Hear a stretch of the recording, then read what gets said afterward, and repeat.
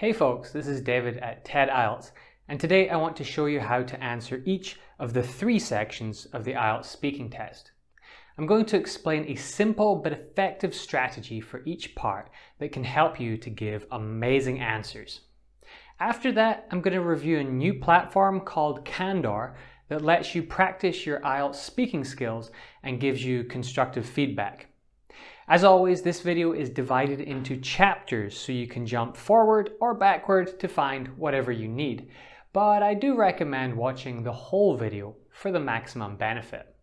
Also, I have added subtitles so you can turn those on if you have any trouble understanding me. Right, let's jump into today's lesson. In part 1 of the IELTS speaking test, you will be asked a series of pretty simple questions on a few different topics. These are everyday subjects like education, work, hobbies, sports, and so on. They also tend to throw in a few weird questions now and then, like flowers, maths, or poetry. Still, although these may be a little harder to answer, they're questions that anyone can answer, and they require no specialist knowledge. The key to giving a good answer here is not saying too much or too little. For this part of the test, your replies can be short and simple. I typically recommend responding quickly with one clause or sentence, then developing it with another. If the examiner asked, "Do you prefer watching movies at home or in the cinema?" I would reply, "I much prefer watching movies in the cinema. This is because you get a better experience because of the large screen and impressive sound system." You might wonder why I have not said more. Well, there's nothing wrong with saying a bit more, but you don't have to, and you're not here to show off by saying as much as possible. It's better to keep it simple and focus on accuracy. Besides, you'll have plenty of chances to give developed answers later.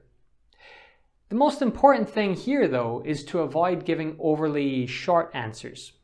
Don't just say "the cinema" or "I prefer watching movies in the cinema." Always give some kind of reason to justify your answer. It doesn't need to be a long one, but there should be something. Part 2 of the IELTS speaking test is completely different from part 1. Here, you should definitely not give just a short answer. Instead, you need to talk for between 1 and 2 minutes. A lot of candidates feel that they have to talk for the full 2 minutes and wait for the examiner to stop them, but this is not a great idea. If you keep on going until the examiner tells you stop, you will probably repeat yourself and run out of things to say. This results in hesitation and can ruin your score for fluency. For this part of the test, it is useful to use your planning time to structure your answer. While the cue card may provide a reasonable structure, it is not always the best, and you might benefit from imposing a totally different order on the ideas given. Whilst this would totally depend on the topic, I usually structure my answers in a certain way. For me, it is easiest to start at the logical beginning. That often means my first encounter with something. Making it personal usually makes it easier to talk about.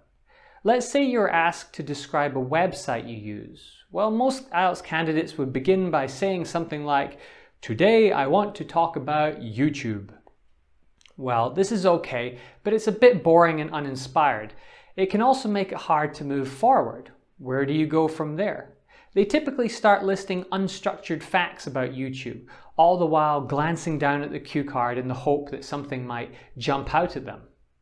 I would instead begin with something like, "I grew up before the internet was invented, and whilst I was a teenager, it was still a relatively new thing. It was slow and limited, so finding and watching videos wasn't easy. When I was in university, though, someone introduced me to an exciting new website called YouTube. Back then, it was filled with weird and hilarious videos that random people uploaded."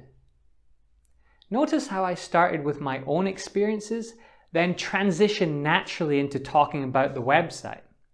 This allowed me to say what first caught my attention, which leads me naturally into the subject of what YouTube is and why it's so amazing. An answer like this is easy to give because each idea leads logically into the next. Think about it. I start with my life before the internet, then describe the early internet and lack of videos. Then I talk about first finding YouTube, which allows me to logically explain what it is. I can talk about the early days, which would naturally lead me into how it developed and how I personally use it now. This allows me to talk more about the content or the viewers or the rivals or anything else. An answer like this is easy to give and easy to listen to. Of course, there are many challenges in part 2, which is why I've made lots of videos about it. You can find a full playlist of video guides to common IELTS cue cards up here. Part 3 is often considered the hardest part of the IELTS speaking test because the questions here tend to be a little abstract. They often revolve around social issues such as age and gender, rather than the ones in Part 1 which concern your personal preferences. Whilst there is no way to easily answer these questions, my general advice is to take a 3-part approach. First, answer the question in simple terms. Then, develop your answer. Finally, bring it to a close with an example or conclusion. For example, let's say you're asked how technology has impacted the way that young people enjoy music. You should not think for a long time to find the perfect answer for this. Instead, just respond with the first reasonable thing that comes to mind. I would say, of the many technological changes that have impacted how young people enjoy music, the biggest one is probably streaming. From here, I need to develop my answer. A good way is to provide an explanation of what I meant in the first sentence. For example, streaming means that young people no longer have to go out and buy CDs, records, or cassettes in shops. Instead, they can play music immediately on their phone or computer using any sort of internet connection. The third part is usually the hardest because it really depends on what you have said so far, but here I would add a summary. As such, probably the biggest difference is that while young people in the past had to buy their music, which meant choosing carefully and often listening with friends, nowadays they can instantly hear what they want from a nearly infinite selection of music that is offered to them by intelligent algorithms. Note that the end of my answer provides a logical conclusion. This is important because one of the biggest issues with parts 2 and 3 of the IELTS speaking test is that candidates often find themselves struggling to conclude. They stumble over their words, trying to think of something else to say before eventually stopping. This causes them to lose marks for fluency, which can cause their overall score to be lowered. Let's summarize what we've learned so far.